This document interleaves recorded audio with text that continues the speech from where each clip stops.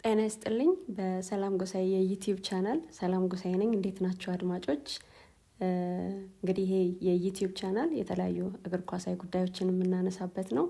እናንተም ይሄንን ቻናል ሰብስክራይብ፣ ላይክ እና ሼር እንድታደርጉ በትህትና ጠይቃችኋለሁ። ለዚህም አስቀድሜ በጣም አመሰግናለሁ። ዛሬ ማንቸስተር ሲቲ ካስፈረማቸው ተጫዋቾች መካከል ራያን አይት ኑሪን እንመለከታለን። ስለሱ ጥቂት እናነሳለን። ይሄ ተጫዋች እንግዲህ የተወለደው በፈረንሳይ ሞንቲዬ ነው። ከዋናው ከተማ በ4 ማይልስ ርቀት ላይ ያደገው በ6.6 ኪሎ ሜትር ማለት ነው። ያደገውም ደግሞ ለፓሪስ ቅርብ በሆነ ስፍራ ነው። በ8 ዓመቱ ነበር አካዳሚ የተቀላቀለው። በዚያም ለ3 ዓመታት ቆየ። በ2012 ወደ ሎፔሆስ ከማቅናቱ በፊት ማለት ነው እስከ 12 ዓመቱ ራያን የተጫወተው 10 ቁጥር ሆኖ ነበር። በዛ ቦታ ላይ ነበር የተጫወተው። ነገር ግን ቦታውን ወደ ሌፍት ባክ ወይም ግራ ተከላካይ እንዲቀይር ተጠየቀ። ፍላንክ ላይ ቦታም ነፃነትም ማገኘ። ተፈጥሯዊ የማጥቃት ችሎታውን ፔስ እና ድሪብሊንግ ተጠቅሞ ደግሞ በተሻለ ሁኔታ ተጫወተ እዛ ቦታ ላይ። በፓሪስ እግር ኳስ ክለብ 2 ዓመታትን ካሳለፈ በኋላ ራያን ወደ ኦዤ ነበረ ያቀናው። በወጣት አካዳሚ ውስጥም ትምህርቱን ቀጠለ። በ17 ዓመቱም ወደ ዋናው ቡድን አደገ። የመጀመሪያ ጨዋታውም ደግሞ የሚገርም አጋጣሚ ነበረ። በ2018 በፓርክ ደ ፕሪንስ ከፒኤስጂ ጋር ነበረ የተጫወተው እና አስታውሱ፣ ያ ቡድን ኔይማር እና ኪሊያን ኤምባፔ የነበሩት ነው። የማይረሳውም አጋጣሚ እንደነበር ይናገራል። ለዚህ ተጫዋች የመጀመሪያ ጨዋታው ነበረ ወደ ዋናው ቡድን እንዳደገ።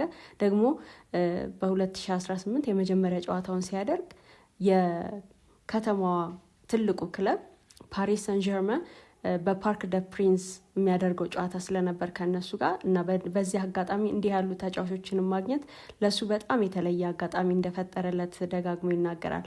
በ19 ዓመቱ ራያን በወልቨርሃምፕተን ወንደረርስ ወልቭስ ተመለመለ። በ2020-21 የውድድር ዘመን በውሰት ነው የተቀላቀለው። አሁን እንግዲህ ኤቲሃድን ከመቀላቀሉ በፊት በሞሊኖ 4 የውድድር ዘመናትን አሳልፏል ማለት ነው። የሪያል ማድሪዱ ዝነኛ ማርሴሎ ለአይት ኑሪ ጀግናው ነው። የግራ ተከላካዩ በቤርናቢው 16 የውድድር ዘመናትን አሳልፏል። ቀላል የሚባል አይደለም። በስሙም 25 ዋንጫዎችን አሸንፏል ከሪያል ማድሪድ ጋር 5 ቻምፒየንስ ሊግ፣ 4 ክለብ ወርልድ ካፕ፣ 3 ዩኤፋ ሱፐር ካፕ፣ 6 የላሊጋ ዋንጫዎችን፣ 2 ኮፓ ዴል ሬይ እና 5 ስፓኒሽ ሱፐር ካፕን ያሳካ ተጫዋች ነው። በልጅነቱ ማርሴሎን እያየ ያደገው ራያን ለእርሱ ምርጥ የግራ ተከላካይ ብላችሁ ከጠየቃችሁት ይህንን ብራዚላዊ ነው የሚጠቅሰው እና እርሱም እንደሆነ ደጋግሞ ይናገራል። ራያን በ2024-25 በወልቭስ ግሩም የውድድር ዘመንን አሳልፈዋል። 34 የፕሪሚየር ሊግ ጨዋታዎችን ያደረገው ከ38ቱ አንዱ ብቻ ነው ያመለጠው። ላሳለፈው ድንቅ የውድድር ዘመን ግን የግል ብቃቱ ብቻ ምክንያት እንዳልሆነ ይናገራል። ስለ ቡድን ስራ አብዝቶ ያወራል። በጣም ወሳኙ ነገር ይህ እንደሆነ ደግሞም ደጋግሞ ያነሳል ራሱም። ታዲያ ፔፕ ይሄንን አይደለም የሚፈልገው። እንግዲህ በእግር ኳስ እኔ ሁሌም እላለሁ እንግዲህ ስለ እንግሊዝ ፕሪሚየር ሊግ ስለ ማንቸስተር ሲቲ ሳነሳ አንድን ተጫዋች በምርጥነት በልዩነት ማንሳት አልችልም። በተለይ ባለፉት የውድድር ዘመናት እንደው ያለፈውን እንተውና ባለፉት ዋንጫ በወሰደባቸው ምርጥ በነበረባቸው የውድድር ዘመናት ሁልጊዜም ስለ ኮሌክቲቭነስ እንድናስብ የሚያደርገን ቡድን ይመስለኛል ማንቸስተር ሲቲ። ሁሌም ይሄ የቡድን ኮሄዥን ያለው በደንብ የተዋሃደ የሚያስደንቅ ቡድን ነው የሚሰራው ፔፕ ጓርዲዮላ እና ይሄ ተጫዋች በጣም የተመቸ ይመስላል። ሀሳቡም ደግሞ ደስ የሚል ነው። ይሄ ኢንዲቪዥዋል ነገሩ ብቻ ሳይሆን ኢንዲቪዥዋል ነገሩን በደንብ አውጥቶ እንዲጫወት ያደረገው የቡድን አጋሮቹም እንደሆነ ደጋግሞ ይናገራል። አይት ኑሪ ጠባዩ በጣም እርግት ያለ፣ በአስቸጋሪ ሁኔታዎች ውስጥ እንኳን በሜዳ ላይም ቢሆን ማለት ነው ራሱን በደንብ ይቆጣጠራል። በእግር ኳስ ሕይወቱ ብዙ ውጣ ወረዶችን አይቷል። በዚያም ውስጥ በማለፉ ይህንን እንደተማረ እሱም ደጋግሞ ይናገራል። አይት ኑሪ እንግዲህ ከፍራንስ ወደ አልጄሪያ ያደረገውም ሽግግር አለ። በዚህ በብሔራዊ ቡድን ጉዳይ ጃንዋሪ 2023 ላይ ነበረ ራያን አልጄሪያን ለመወከል የመረጠው። እንግዲህ መነሻዬ አልጄሪያ ነው ይላል አይት ኑሪ። በልጅነቴ ሀሳቤ ሁሉ አልጄሪያ ነበር። ቤት ውስጥም የምንግባባው በአረብኛ ቋንቋ ብቻ ነበር ይላል እና እርሱም የቀድሞዎቹን የአልጄሪያ ተጫዋቾች ተከትሎ እሱም የነሱን እግር ተከትሎ እንግዲህ ይሄንን አድርጓል። የአሊ ቤናርባይን ነገር ካስታወሳችሁ ይሄ ተጫዋች ለፔዤ እና ለማንቸስተር ሲቲ ተጫውቷል። እንዲሁ ደግሞ ሪያድ ማሃሬዝንም በደንብ እናስታውሰዋለን። የእነሱን እግር ተከትሎ ነው የሄደው። ፍሬንች ቦርን ናቸው። በእርግጥ ይሄ የቤናርባይ የተወለደው አልጄሪያ ይሁን እንጂ ገና በ1 ዓመቱ ነበር ወላጆቹ ወደ ደቡብ ፍራንስ ይዘውት ሄዱት እና የማህሬዝ ደግሞ እንደዚሁ ይታወቃል። ስለዚህ እሱም ልክ እንደነሱ ሁሉ ምንም እንኳን በፍራንስ ቢሆንም የተወለደው አልጄሪያን መርጦ ለአልጄሪያ ብሔራዊ ቡድን ይጫወታል። በ2024-25 የውድድር ዘመን ለራያን አይት ኑሪ በጣም ድንቅ ነበረ። በብዙ መንገድ በጣም የተቀየረበትም በጣም የተሻሻለበትም የውድድር ዘመን ነበር ብሎ ማንሳት ይቻላል።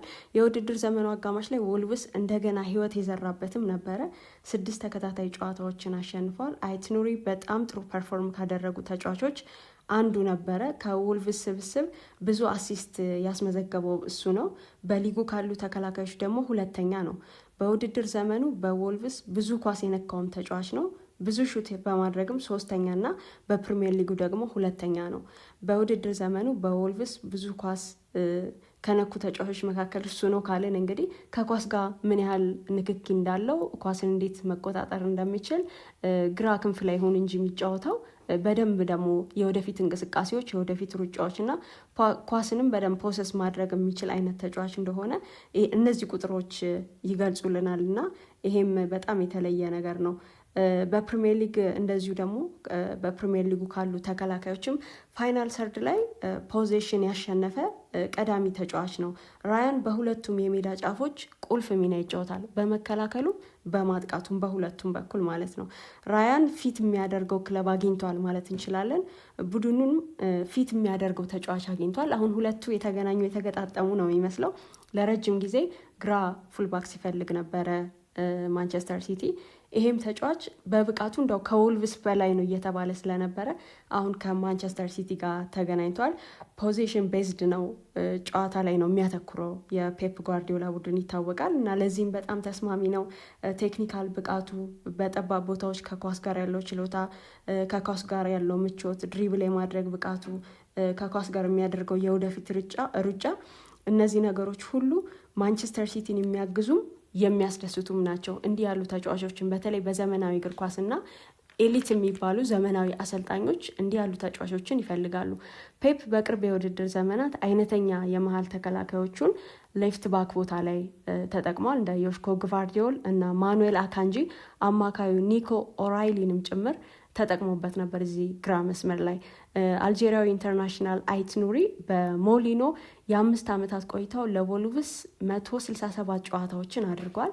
በ2020 ነበረ ከፈረንሳዩ ክለብ ኦዤ በውሰት ወልቭስን የተቀላቀለው። በቀጣይ ዓመት ግን ውሉን ቋሚ ያደረገና በዛው ቆየ።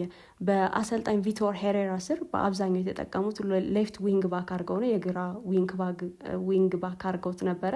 በተጠናቀቀው የውድድር ዘመን በሁሉም ውድድሮች 41 ጨዋታዎችን አድርጓል። 5 ጎሎችንም አስቆጥሯል። 7 አሲስቶችም አድርጓል። በሊጉ 63 ቴኮንስም ፈጽሟል። ይሄ ቴኮንስ ከተጋጣሚ ጋር በተገናኘባቸው የአንድ ለአንድ ግንኙነቶች ኳስን ማሸነፍ ማለት ነው። 63 ጊዜ ይህንን አድርጓል። ተከላካዩ ይህንን ካሸነፈ በኋላ ደግሞ ኳስ የሚቆጣጠርበት መንገድ በጣም የሚደንቅ ነው። ቴኮንስ ትልቅ ዋጋ ያለው ነው። የተጫዋቾች ቴክኒካል ስኪል፣ ክሬቲቪቲ እና በራስ መተማመንም ማሳያ ነው። በዚህ ቁጥር አይት ኑሪ የሚበለጠው በክሪስታል ፓላሱ ኤቤሬቺ ኤዜ ብቻ ነው። ወልቭስ ባለፈው የውድድር ዘመን ከነበሩት ምርጥ ተጫዋቾች አሁን 2ቱን አጥቷል። ማቴዎስ ኩኛ እና አይት ኑሪ ወደ ማንቸስተር ዩናይትድ እና ወደ ማንቸስተር ሲቲ ልኳል። የጓርዲዮላው ሲቲ በዓለም የክለቦች ዋንጫ በግሩፕ ጂ ከዋይዳድ ጋር በቦታው ላይ የሚወዳደረው የሞሮኮ ክለብ ማለት ነው። አልአይን በተባበሩት አረብ ኤምሬትስ የአቡዳቢ ክለብ ነው እና ከዩቬንቱስ ጋር ተደልድሏል። አይት ኑሪ እንግዲህ ለማንቸስተር ሲቲ የተለየ መልክ እንደሚሰጠው ይጠበቃል። ቡድኑን ከተቀላቀለ በኋላ ያጣውንም ነገር የሚያገኝበት ይመስላል። እንግዲህ አልጄሪያዊ የማንቸስተር ሲቲ የግራ ተከላካይ ችግር መፍትሄ ሆኖ መጥቷል። አሁን ይሄ ተጫዋች እንግዲህ አሁን ይሄ ጉዳይ መልስ አግኝቷል። በዚያ ላይ ተጫዋቹ በፕሪሚየር ሊጉ ፕሩቭን ነው፣ መጥቶ አዳፕት ለማድረግ የሚፈጅበት ጊዜ አይኖርም። ይሄ ተጫዋች በቦታው አይነተኛ ተጫዋች በማጣት እንግዲህ የመሀል ተከላካዩ ዮሽኮ ግቫርዲዮል አብላጫውን ጊዜ ማለት ይቻላል በተጠናቀቀው የውድድር ዘመን በዚህ ቦታ ላይ ተሰልፏል። የአጥቂ አማካዩ ኒኮ ኦራይሊም ቢሆን ተለውጦ በዚህ ቦታ ተጫውቷል። ሌላ አማራጭ ሆኖ ነበር ማለት ነው። አሁን አይት ኑሪ በጣም ጥሩ ወሳኝ ተጫዋች ሆኖ ልክ ማንቸስተር ሲቲ በሚፈልገው ሰዓት ደርሷል። በጫና ውስጥ ሆኖ ኳስ ሲቀበል በጣም ምቹ ነው። የወደፊት ርጫዎቹ ተጋጣሚ ላይ እንዲሁ አደጋ መፍጠር የሚችሉ ናቸው። ጋርዲዮላ ከተጠቀማቸው ተከላካዮች በግራ በኩል ማለት ነው በተለየ ለቡድኑ ሌላ መልክ የሚሰጠው አይነት ተጫዋች ሆኖ መጥቷል። ራያን አይት ኑሪ የተዘዋወረው እንግዲህ በ35 ሚሊዮን ፓውንድ ዋጋ ነው። ይህ ተጫዋች በማንቸስተር ሲቲ ከዦ ካንሴዮ በኋላም የመጀመሪያው ስፔሻሊስት ሌፍት ባክ ነው። ቅድም እንዳልኩት ግን ሌሎች ተጫዋቾች ተለውጠው ተጫውተዋል፣ ግን ትክክለኛ ቦታቸው አልነበረም። ስለዚህ ከዦ ካንሴዮ በኋላ ሌፍት ባክ ስፔሻሊስት ያገኘው የመጀመሪያው ተጫዋች ይሆናል ማለት ነው። ራያን አይት ኑሪን ማንቸስተር ሲቲ የግሉ ሲያደርግ በ5 ዓመታት ውል ነው ደግሞ ሲቲንም የተቀላቀለው። በሲቲ ከሜጀር ዝውውሮች ወይም ፈራሚዎች ቀዳሚው ነው። ከኤሲ ሚላን አማካይ አምጥቷል ቲጃኒ ራይንደርስ የተባለ እና ሁለቱ ተጫዋቾች ለዓለም የክለቦች ዋንጫ ውድድር ወይም ለዚህ ቶርናመንት ሁለቱም ተጫዋቾች ዝግጁ ናቸው። አይት ኑሪ ከሜዳ ውጪ ከሰው ጋር የማይደባለቅ ውስጠ ገብ ነው። በሜዳ ላይ ግን ከቡድን አጋሮቹ ጋር ፈጣንና በጣም ተግባቢ ነው። ይሄኛው ጸባዩ እንደውም ብዙዎችን የሚያስገርም ነው። ኳስ አያያዙ ካሪ ሲያደርግ ላይን በጣም የሚማርክ ነው። በቃ ኳስ እግራቸው ላይ ከሚያምርባቸው ተጫዋቾች ማለት ነው። ለዛውም ሌፍት ባክ ሆኖ ከሪያድ ማህሬዝ ጋር ንጽጽር የሚያስከትልም ነው። እንግዲህ በዛው በሲቲ ያለፈውን ተጫዋች የሚያስታውስም ነው። ምንም እንኳን የሚጫወቱበት ቦታ ፍጹም የተለያየ ቢሆንም ግን አመጣጣቸው ተመሳሳይ ስለሆነ አንድ ሀገርም ስለሆኑ ይህንን አብሮ ማንሳት ይቻላል። ባለፉት 18 ወራት ያሳየው መሻሻል በተለይ በመከላከል ሀሳብ በጣም የሚደንቅ ነው። ይህ ተጫዋች እንግዲህ ማንቸስተር ሲቲ ለ3 የዝውውር መስኮቶች ተከታትሎታል። ከዛ አስቀድሞ ግን ሊቨርፑል ሚሎስ ኬርኬዝን ኢላማ ከማድረጉ በፊት ብዙ ጊዜ ስካውት አድርጎታል። አይት ኑሪ በብዙ መመዘኛዎች ከኬርኬዝ የበለጠ ነው። የ24 ዓመቱ ወጣት ገና የሚያድግም ነው። ደግሞ በዚህ ብቃቱ እድሜው በወልቭስ ብዙ የቆየ አስመስሎታል። ግን በወልቭስ በኑኖ ኤስፕሪቶ ሳንቶ እና ዩሊያን ሎፔቴጊ አላመኑበትም ነበር እዚህ ተጫዋች ላይ በብቃት የተገለጠው ወይም በአሳማኝነት ግን ብቅ ያለው መጀመሪያ በጋሪ ኦኔል ስር ነው። ከዚያ ደግሞ አሁን በቪቶር ፔሬራ ስር የሚደንቅ የውድድር ዘመንን አሳልፏል። አይት ኑሪ እንግዲህ በኤቲሃድ በቀዳሚነት የሚጫወተው ሌፍት ባክ ሆኖ ነው፣ ምንም ጥያቄ የለውም። ይሁን እንጂ በጋርዲዮላ ስር መጫወት ኢንቨርትድ ፉል ባክም የመሆን ፈተና አለ። ከሱ ጋር መስራት ግን ለሱ ይሄ ፈተና አይመስልም፣ ምንም ፈተና የሚሰጠውም አይመስልም። እንደውም በቀላሉ የሚያሳካው ነገር ነው የሚመስለው። ስለዚህ አይት ኑሪ በዚህ የዝውውር መስኮት በጣም ትልቁ የዝውውር ስኬት እንደሚሆን አትጠራጠሩ አድማጮች። ምናልባትም በዚህ የውድድር መስኮት ምርጡ ወይም ከፈረሙ ምርጥ ተጫዋቾች መካከል አንደኛው እንደሚሆን ይጠበቃል። በማንቸስተር ሲቲ በፔፕ ጋርዲዮላ ስር ደግሞ ምን ያሳየናል እንመለከታለን።